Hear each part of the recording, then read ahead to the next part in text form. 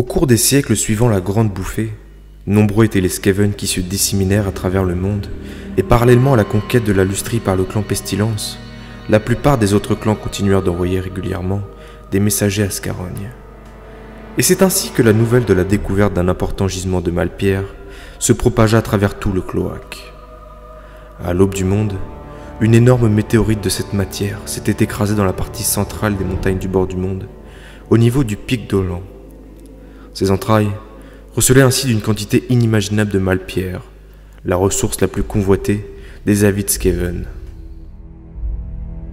Do not test me, necromancer. Yours is an art I have dominated centuries ago. You have nothing I need.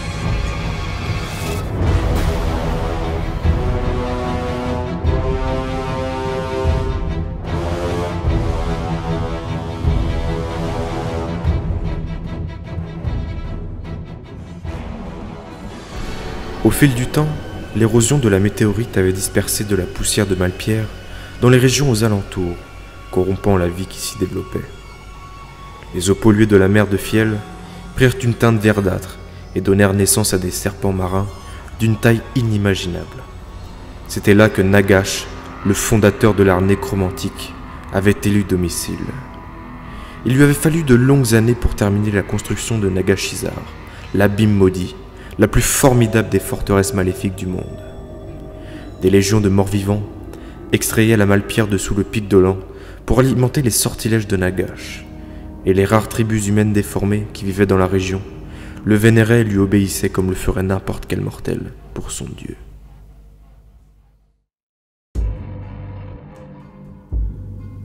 Au début, les clans Skaven avides de richesse s'en prirent à Nagashizar de façon désordonnée, sans le moindre succès. Puis, le Conseil des 13, qui constata un énorme potentiel de cette source quasiment infinie, planifia son attaque.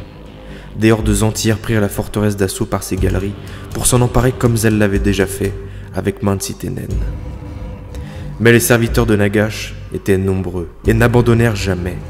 Les combats s'étirèrent sur des jours, puis des semaines, et enfin des mois sans que les Skaven parviennent à prendre l'avantage.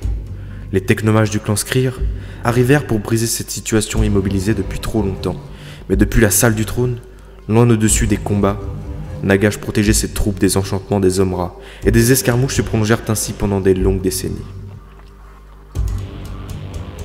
Les Skaven portèrent la guerre contre les tribus humaines autour de Nagashizar. Leurs villages brûlèrent et leurs habitants furent massacrés, mais les hommes craignaient plus Nagash que les Skaven.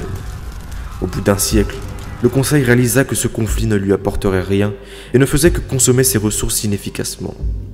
À la même époque, un bouleversement de situation s'opéra, ou plutôt, une manigance se préparait. Effectivement, depuis Scarogne, les Skaven reçurent des messagers du grand nécromancien, qui lui proposait une alliance. Le Conseil, dubitatif suite à ces décennies de guerre incessante, demanda la raison d'une telle proposition, auquel les messagers proposèrent qu'en retour de son aide, Nagash lui fournirait de la Malpierre, sans ajouter plus de détails. Après de longues réflexions, le Conseil accepta son offre.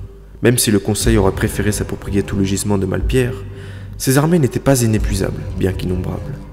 La proposition de Nagash valait mieux que rien, tout au moins pour l'instant. Après avoir scellé le pacte, le Conseil des 13 ordonna à tous les Skaven d'observer la trêve, tandis qu'en même temps, ils cherchaient toujours des moyens de détourner de la Malpierre. La plupart de ces tentatives furent infructueuses, mais cela n'avait guère d'importance, car depuis, les clans avaient découvert d'autres gisements du précieux minerai. Cependant, quand Nagash envoyait de nouveaux émissaires proposant de la Malpierre en échange d'esclaves d'orques et de gobelins, le Conseil redoubla d'efforts pour découvrir ce qu'il manigançait. Ces espions n'apprirent d'abord pas grand-chose, en dehors du fait que les armées du seigneur Lich prenaient la mer sur des navires d'os, depuis le port de la mer de Fiel. Lorsque la flotte revint, elle ramenait avec elle un unique prisonnier, un roi humain d'un royaume du sud. Puis un événement dont le Conseil s'aperçut sans que ses espions aient besoin de le prévenir se produisit. Des flots d'énergie noire commencèrent à s'accumuler au-dessus du pic d'Olan. Ces nuages sombres annonçaient immanquablement la préparation d'un sort d'une amplitude telle qu'on pensait qu'il pourrait changer la face du monde.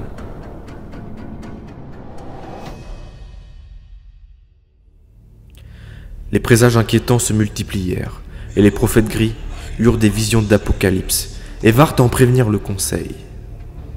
Ses membres usèrent de toutes leurs ressources pour découvrir ce que tramait Nagash, et ils finirent par apprendre avec consternation la venue au sud d'une horde de morts-vivants dont la taille dépassait l'entendement. Des millions de morts-vivants étaient en marche vers Nagashizar, répondant à l'appel de leur maître. Aucune armée au monde ne pouvait espérer vaincre ces légions, dont les effectifs grossissaient de jour en jour. Toute vie sur la planète allait être balayée comme une feuille au vent. La terreur s'empara alors des membres du conseil, puisqu'ils savaient pertinemment qu'ils seraient sûrement les premiers à subir la colère de Nagash.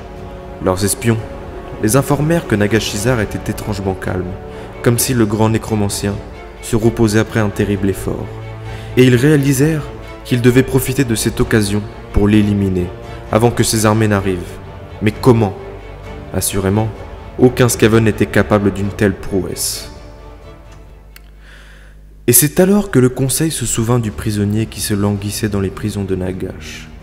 Nul doute qu'il sauterait sur cette opportunité qui lui serait donnée de se venger. Il aurait toutefois besoin d'une arme assez puissante pour vaincre son adversaire, d'une arme si redoutable en fait qu'elle sonnerait aussi la fin de son porteur. Mais cela n'avait pas d'importance pour le conseil, qui pour la première fois vota unanimement l'exécution d'un plan, de ce plan. Le conseil fit alors dans l'urgence une lame de malpierre que les prophètes gris ont enchantée, le métal encore chaud. Puis les technomages du clan Skryr y gravèrent des runes si redoutables que leur simple lecture était mortelle. Enfin, une pierre de vision fut enchâssée dans le pommeau, afin que le conseil puisse suivre le déroulement des événements et protéger son porteur. Avant même que la lame soit froide, elle fut placée dans un coffre de plomb et transportée à travers tout le cloaque. Les serviteurs du conseil s'introduisirent dans les cachots de Nagashizar par des tunnels secrets. Ils libérèrent le roi sans dire un mot et déposèrent le coffre ouvert devant lui, avant de s'enfuir. L'humain, surpris, s'empara de l'épée, puis les membres du conseil le guidèrent jusqu'à la salle du trône. Le roi obéit en silence et traversa les couloirs déserts. Au dehors, le nuage de poussière soulevé par la horde en approche était visible à l'horizon. Nagash se trouvait là, seul dans la salle du trône, baigné dans une pénombre inquiétante. L'humain s'approcha avec hésitation et se figea devant la silhouette monumentale dressée face à lui. Sous l'impulsion mentale du conseil, il leva son arme et frappa. Au dernier instant, le seigneur Lich leva le bras pour parer le coup. L'épée trancha le membre au niveau du poignet et Nagash était totalement sorti de sa torpeur et tenta même de lancer un sort pour écorcher vif son assaillant. Mais le conseil protégea sa marionnette. 2 seigneurs Skaven s'écroulèrent foudroyés en aidant à dévier les énergies maléfiques. L'humain devint fou de rage et abattit sa lame sur Nagash comme un forcené. Les ossements du seigneur Lich finirent par joncher le sol, et tandis que le roi s'éloignait en titubant, submergé par la folie et l'égarement, les Skaven qui l'avaient suivi discrètement s'emparèrent des restes de Nagash pour les jeter dans les forges. Suite à sa destruction, ces légions de morts-vivants tombèrent en poussière, et c'est ainsi que le plus grand nécromancien de tous les temps fut vaincu, et que le danger qu'il faisait peser sur le reste du monde fut levé. Le Conseil des 13, bien qu'ébranlé par la perte de certains de ses membres, désigna le clan Rikek pour investir et prendre en charge les industries de Nagashizar. Ce clan était dirigé par un membre du Conseil en personne, le seigneur de guerre Grask, qui put ainsi étendre son influence. Les humains de l'empire de Nagash furent réduits en esclavage, et au cours des siècles qui suivirent, des quantités prodigieuses de malpierre furent amenées jusqu'à Scarogne. Et évidemment, le clan Rikek en tira un immense prestige. Toutefois, dans leur imprudence crédule, les Skaven avaient sous-estimé le pouvoir de Nagash, et ainsi, un peu plus de 300 ans plus tard, une silhouette encapuchonnée se présenta aux portes de Nagashizar, désormais appelée la forteresse Rikek, et demanda à entrer. Les guerriers des clans jaillirent pour s'emparer de lui, mais se figèrent d'effroi.